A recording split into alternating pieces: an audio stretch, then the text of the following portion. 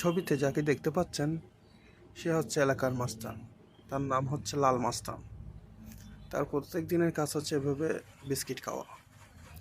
তার আরও দুজন সঙ্গী আছে, একজন হচ্ছে কালো মাস্তান আর একজন হচ্ছে লাল মাস্তান। লাল মাস্তান খুবই শান্ত শিষ্ট ভদ্র, কিন্তু কালো মাস্তান আর সাদা মাস্তান যখন সামনে আসে সে আর কখনো বিস্কিট খায় না।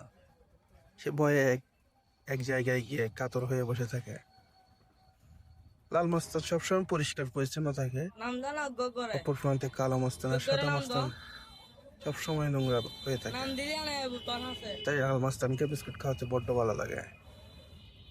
অনেকদিন পর লাল মাস্তানের সাথে হঠাৎ দেখা, তার বাচ্চা কাচ্চা হয়েছে মনে হয়। বাচ্চাগুলোকে দেখতেছে না, বাচ্চাগুলোকে দেখলে ভালো লাগতো। লাল মাস্তানকে তো দেখলেন, সামনে সাদা মাস্তান আর কালো মাস্তানকে দেখাও। এই দুই বদমাশ কিন্তু খুবই ডেঞ্জারাস। এ আর কাউকে খাইতে দিবে না, এরা শুধু নিজের খাওন চিনে।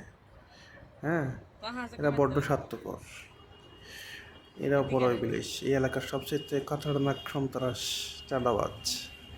এরা লাল মিয়ার বিস্কিটগুলো কেড়ে খেয়ে ফেলে।